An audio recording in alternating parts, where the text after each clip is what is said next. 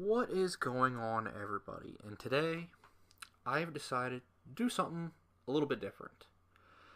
I've noticed that it seems like the YouTube gaming community seems to be drowned in some type of negativity, whether it's making videos on drama-related issues, whether it's making call-out videos, whether it's making videos bashing other companies or other developers, sometimes rightfully so, but at the end of the day, it is still considered negative.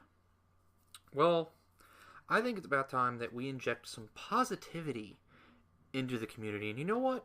I think this is actually a cool topic to talk about. So, let's get right into it. What is my favorite gaming developer of all time? To some, this might be a hard question, but to me, it is easy as hell. So freaking easy. My favorite gaming developer of all time is now known today as Rare. But back in the old days, they were called Rareware. So, I would like to go over a lot of the Rareware games that I played and basically my history with the company. So, let's get into it. The first Rareware game I ever played was called Battletoads on the NES. And there are two words to describe Battletoads on the NES. Fun and frustrating. You hear the term NES hard. Battletoads is one of the games that coined that phrase. It is so freaking hard. It is so freaking challenging. But at the same time, it's a lot of fun. And the most fun and interesting thing about Battletoads is that when you play with your buddy, it's actually harder, yes. Usually when you play games and you do co-op, it makes the game a little easier. But in Battletoads' case, it actually makes it harder because you can actually hit your partner. You can knock them off the ledge. And then, oh my god, that speeder bike part. Oh my god. I don't think it can be done in co-op.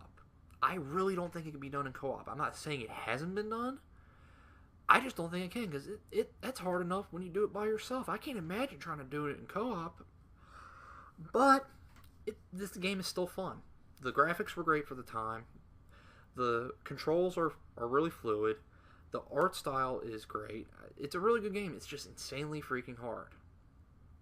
So, but the first Rare game that really, really made me attracted to this company and made me want to continue to play games by this company is probably the first Rare game that a lot of people played. And to no one's surprise, it is Donkey Kong Country. I love the Donkey Kong Country series. It is probably one of my favorite gaming series of all time. It really revolutionized gaming back then. Like, when the first Donkey Kong Country came out, you should have seen the look on my face when I first saw that. Because it was a huge graphical leap from what the Super Nintendo was doing at the time to what Donkey Kong Country provided. It's a huge, huge difference. Because Donkey Kong Country, at least that I'm aware of, was the first game to actually use 3D rendered objects in the game. Like, for example, if you look at a barrel in a game before Donkey Kong Country, it was rendered 2D. You just saw one side. But in Donkey Kong Country, you can actually see the 3D outlining of the barrel. And it can move. Like when another Kong is in the barrel and you have to release him, you can see the barrel moving and you actually see all sides of it. It's a 3D object rendered in a 2D game. And it's not just the objects, the characters, the animal bodies, the backgrounds, the foregrounds. Everything was rendered like that. And it was amazing. It was amazing. My jaw dropped when I first saw that. And there's a funny story about Donkey Kong Country that I want to briefly talk about. I had a videotape that I don't remember if I got it from Nintendo Power or I got it from Blockbuster. I don't remember how I got it, but it was the making of Donkey Kong Country. And I was obsessed with this tape because I got this tape before I got the game. I watched this tape on loop over and over and over again because I really wanted to play this game because it blew my mind. I never even touched the game, and it blew my mind. And the funny thing about it, and you'll probably think this is really stupid, but it's true. It's true. This has actually happened. In the tape, the gaming testers that were testing the game, they would have bananas on top of the televisions they played the game on to keep up with the running theme of Donkey Kong Likes Bananas.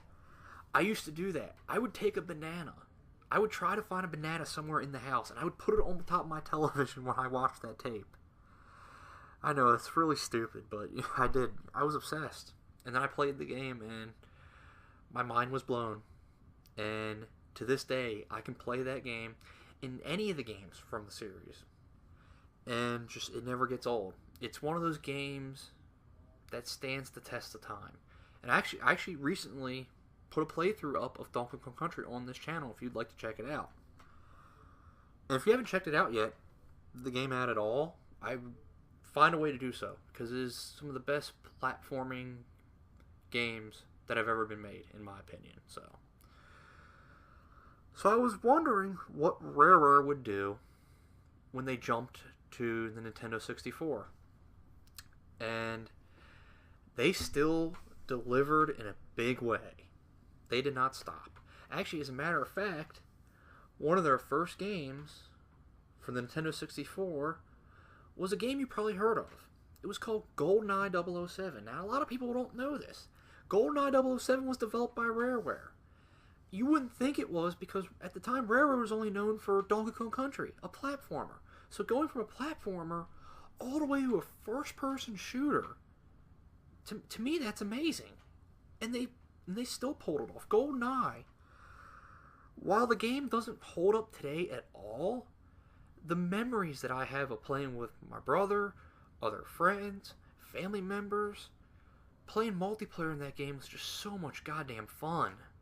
Does any of you remember the 4-player split-screen death matches? Oh my god, they were so much fun. So much fun. And then you could customize everything. Customization in that game was insane. And then it had all the classic James Bond characters, not just from the GoldenEye movie, from other older James Bond movies too. It's just so freaking insane. That was awesome.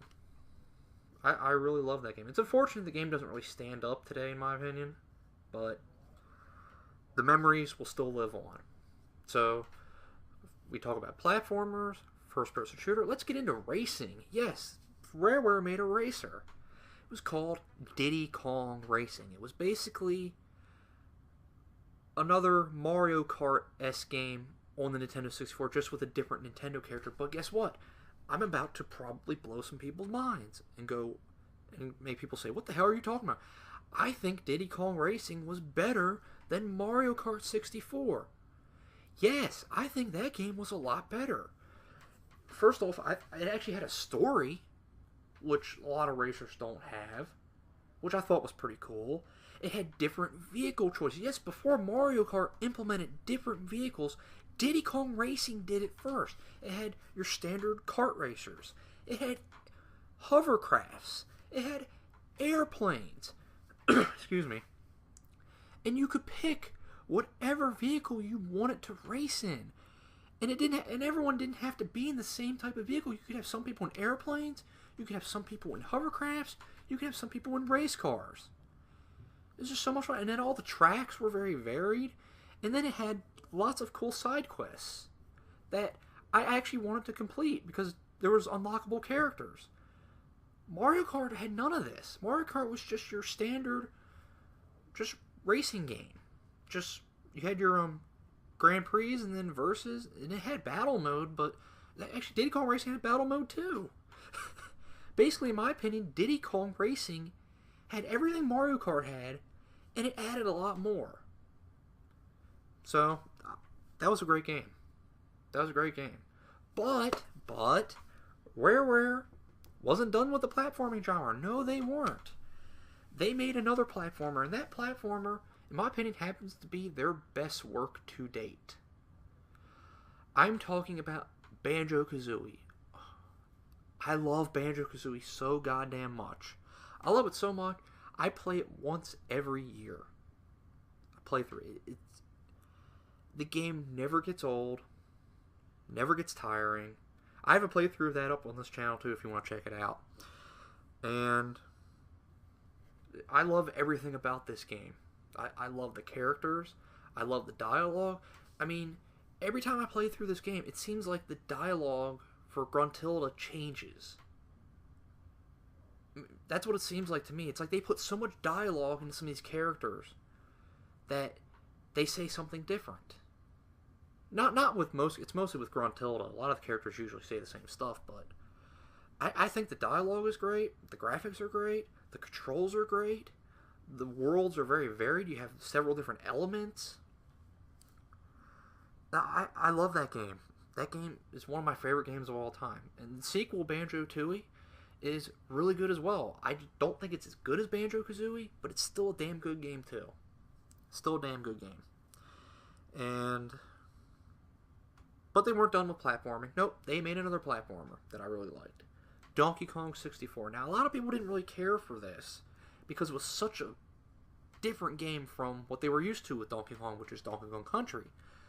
But I still thought this game was great. Now, the only real complaint I would have with Donkey Kong 64 is that there's a ton of backtracking in the game. If you hate backtracking in any way, shape, or form, you're not going to really care for Donkey Kong 64 because you have to do a ton of backtracking, which means it's just hard to... It's one of those games where you have to actually remember things, or you have to write down things so you remember them.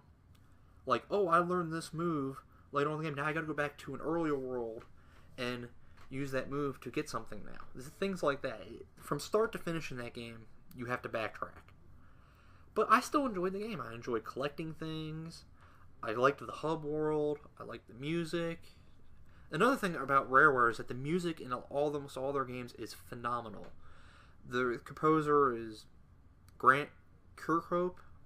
I probably butchered his last name, but he's a really good composer for video game music. I definitely recommend you checking him out. If you like any music in any of the Rareware games, definitely check it out.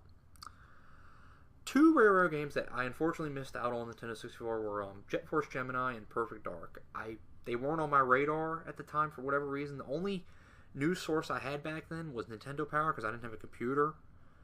And I didn't know anybody who had these games. So I unfortunately missed out on those two games. But I'm going to mention them anyway because they were also two critically acclaimed titles that Rareware made. I know Perfect Dark was a first-person shooter. That's really all I know about it. So if it's anything remotely like GoldenEye, then it probably was really good back then, but I know almost virtually nothing about Jet Force Gemini, so apologies for that. I never got to play Conker's Bad Fur Day on the Nintendo 64 because it was rated M for mature, and I couldn't buy M-rated games back then. I'm not sure. My parents were sure as hell ain't going to buy me a M-rated game back then, but I eventually played it on the original Xbox when they remade it. It was called Conker Live and Reloaded, and oh my god. It is a great platformer, but oh, it is filled with wall-to-wall adult humor. So if you love adult humor, it definitely earns its M rating. I'm just going to say that. If you love adult humor and platformers, you need to check the game out. It's on the original Xbox. You could probably pick it up, and you could play it on the 360 if you have a 360. So, then, Rare was bought by Microsoft. And Microsoft have proceeded to do absolutely goddamn nothing with Rareware. They eventually renamed the company to just Rare. For trademark purposes, I'm pretty sure. It pisses me off to this day. The best thing they did with Rare is they re-released Banjo-Kazooie and Banjo-2 on Xbox Live Arcade. So, if you haven't checked those games out, check them out on Xbox Live Arcade. It's definitely worth your time. But the sad thing is that that's the best thing they've done with Rare so far. Microsoft has no idea that gold mine they are sitting on with this company. Now, I understand that a lot of the older members are gone now, but you could still do a lot of good things with these franchises. Make a lot of good, fun games. At least try. But instead, Microsoft just threw Rare to Kinect, and they've been pretty much there ever since. I hope eventually, with Phil Spencer coming into power with Xbox brand, maybe he could see what I see with this company, and maybe they can do some good things. I don't know. I hope that happens, but I'm not holding my breath, so. Alright, that about wraps it up. what is your favorite gaming developer of all time? And I'm curious to know. And I hope you enjoyed this video, and let me know what you think, and I will talk to you all later. Have a good one.